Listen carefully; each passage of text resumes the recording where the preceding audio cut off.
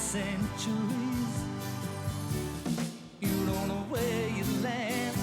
It's so dark in mythology. Treasures of history to be found. Hear the legends of time. All the handiworks remain. Only the dream away.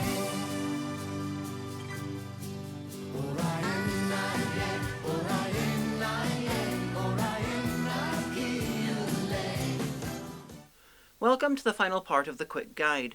This will deal with non-television Doctor Who mostly between 1989 and 2005. First things first, at times I'm going to play clips from random episodes during this just to give you something to look at. Who continued in many ways after the death of the television show. There were comics. They'd been going pretty much since the show's beginning, back when the Doctor and his grandchildren John and Gillian went on adventures in the 60s. What, you don't remember John and Gillian? Funny, neither does the TV Doctor. In the second Doctor's era, John and Gillian vanished, and the companions in the comic and TV show began to line up. More or less. I say more or less because every so often there's a companion that they wouldn't dare try on television. Such as Frobisher, the sixth Doctor's shape-shifting detective companion who spends most of his time as a talking penguin. Frobisher is fucking great. Anyway, in the early 90s, the seventh Doctor, completely unfettered by the TV show, had an interesting time in comics, as he, for a time, ended up in the same continuity as Marvel Comics and Transformers Generation 1. How? Well, comics rights are a wonderful thing. The uniting factor was a character called Death's Head. Marvel had opened a UK office called Marvel UK. Now, one of their original characters, but still in the same old Marvel universe, was Death's Head. He's a robot bounty hunter who exists to kick ass. Anyway, here's Death's Head making friends with Rodimus Prime, the Thing, and of course the seventh Doctor. So now you know that Davros is 2 degrees of separation away from both Spider-Man and Unicron. And that's probably not the weirdest thing to happen in the comics. Over the years, many famous people have worked on the Who comics, including Alan Moore, Simon Furman, Grant Morrison, Dan Abnett, and new Who writers Gareth Roberts and Paul Cornell. The Doctor Who comics and their looser grasp on reality continue today. Doctor Who novels had been a thing from very early on. Usually they'd be adaptations of classic stories. Because there were no recordings or replays, it was the only way to relive an old adventure. These were put out by the imprint Target Books, and like its parent company was bought by Virgin in the late 80s. When the show was gone, they detected they had a small but hungry and very nerdy fan base, so Virgin began commissioning both continuing adventures for the seventh Doctor, and later lost adventures for the previous Doctors. The books, like Big Finish and BBV and Real Time, who I'll be talking about soon, were where many of those who worked on the new show did some of their earliest Who-related work. Russell the Davies, Paul Cornell, Mark Gatiss, and Gareth Roberts all wrote novels. Human Nature and the Family of Blood from the 3rd season of the new show was an adaptation of Human Nature, one of the most critically acclaimed books of the series. It's the Virgin New Adventures where the idea of Time Lord looms were officially introduced. In Mark Platt's Long Barrow, based on the unwritten Season 26 idea that became Ghostlight. With the TV movie in 1996 and the BBC's sudden slight interest in the show again, they took the rights back and the novels continued with their in-house publisher. The BBC released books kept the same basic ideas as the Virgin New Adventures. Current Doctor novels and past Doctor novels. Novels in both ranges were also written by classic Who writers like Mark Platt and Terrance Dicks.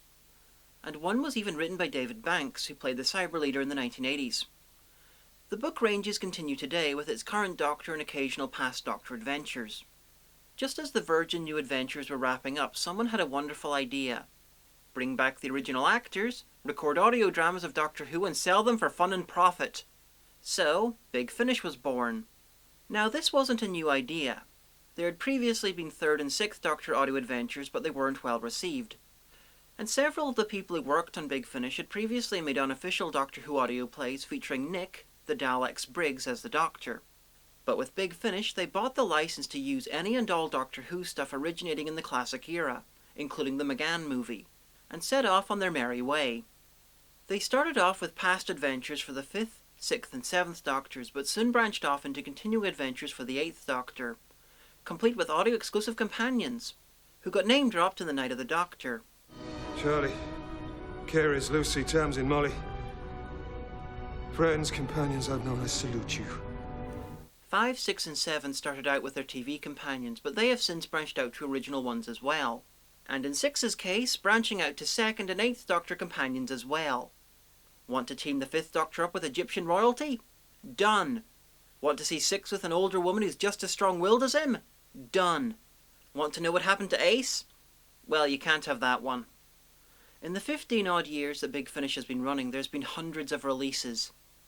Each Doctor's had several new adventures a year. They branched out and gave shows to memorable characters from the classic series, such as Jago and Lightfoot from the Talons of Weng Chiang. They've done dedicated stories about famous characters, such as the 4-hour epic biography of Davros. They've offered alternate takes on the Doctor by doing one-off what-if stories. Like, what if the Valeyard won? Or what if the 3rd Doctor was exiled to Earth 30 years later and was played by David Warner? And in the past few years, even Tom Baker has agreed to record new adventures. They bought the licenses to other shows and gave them new stories as well.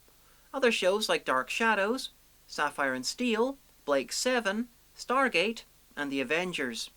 And they used the original cast whenever possible. Dalek from Season 1 was based on Jubilee, a 6th Doctor adventure. Hello? Is there anybody in here?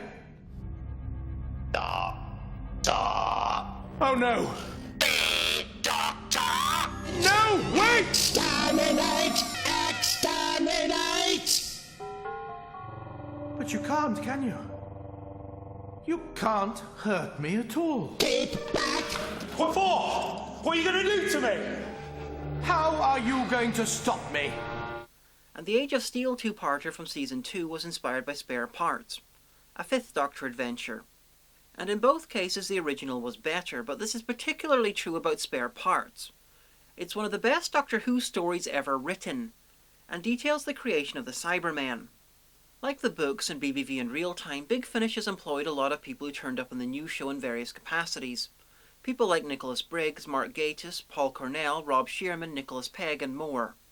I can't say this enough. Take a chance on some Big Finish. In many ways, it's the most consistently good Doctor Who ever made. And they're not the be-all and end-all of good Doctor Who on audio. Also check out the Caldor City series, which connects the 4th Doctor adventure, Robots of Death, with Blake 7. Now on to BBV and real time. Now, they're not the same thing, they just did pretty much the same thing and used a lot of the same people. BBV and real time, like Big Finish and the novels, featured their fair share of people involved in the new show to varying degrees. As you can probably tell, the post-1989 Who creative teams have a tendency to be somewhat interconnected. Both BBV and Real Time were set up with the aim of making New Who to be sold on VHS. The licenses to characters and/or aliens were bought, and what were basically fan films were made and sold. But unlike most fan films, they used actors, writers, and directors from the parent show. And you might think that no one would take them seriously, but the Brigadier's daughter, Kate, was first introduced in a BBV film, Downtime. Kinda demonstrating yet again why the idea of an officially sanctioned canon doesn't work in Doctor Who. It not only has 34 seasons of television, 15 years of audio, thousands of pages of comics and books, and a fuckload of fan films, but it pretty much accepts them all as equally true and valid. Especially the stuff that contradicts the other stuff. It's up to you, the audience, to pick and choose what you like.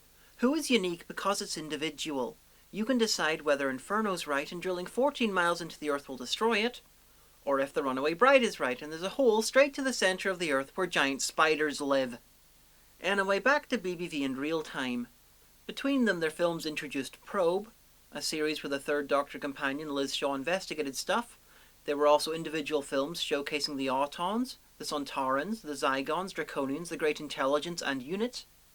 They weren't able to get the license to the Doctor himself and/or the TARDIS, so BBV created a series called The Stranger, where a mysterious unnamed alien played by Colin Baker, along with his human assistant called Miss Brown, played by Nicola Bryant, went on adventures. Later they named the main character Solomon. Later, BBV went into audio and pulled similar stuff with Sylvester McCoy and Sophie Aldred, whose characters were eventually renamed the Domini and Alice. The biggest feather in Real Time's cap was The Mythmakers, named after the Hartnell story. It's a series of interview documentaries normally concentrating on one person who worked on Doctor Who at a time. They released 57 installments on VHS from the mid-80s until 2002, and since then have released 78 more on DVD. Between them, BBV and Real Time made documentaries, comedies, dramas, and even the odd, not directly related to Doctor Who thing. Most famously, the Air Zone Solution, an environmental thriller which, apart from being terrible and making no sense, features 4 of the 5 then living Doctors, whose characters all have some sort of connection because they all played the Doctor.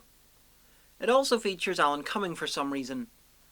BBV pretty much wound down their work around the time New Who arrived on the scene, while Real Time were continuing with the Mythmakers and did some work on classic Who DVDs.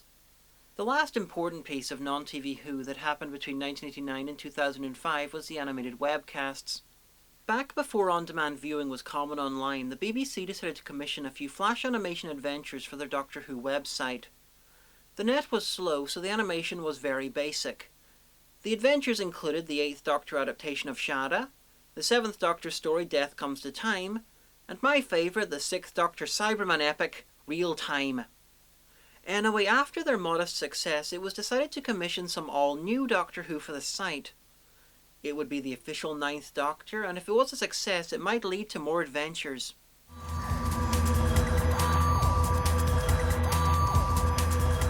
It was scripted by Paul Cornell. Richard E. Grant was cast as a Doctor.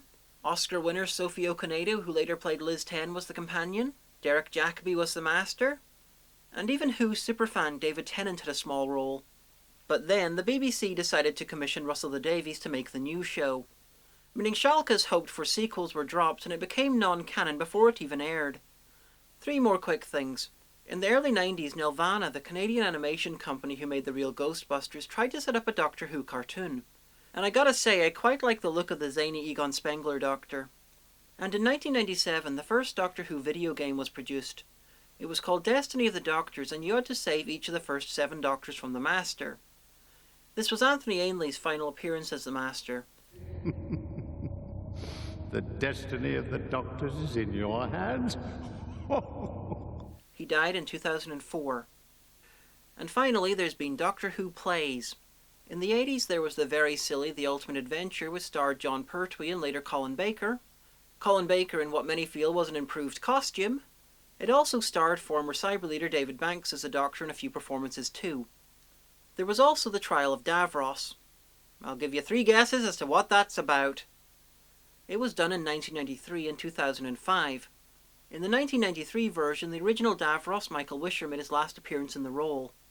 So that's that. We're up to Rose. I'm pretty sure I missed a thing or two, and I'm sorry about that. I hope you enjoyed this very, very long journey into the past of Doctor Who. And I don't know about you, but I am itching to do another Twatty Who review.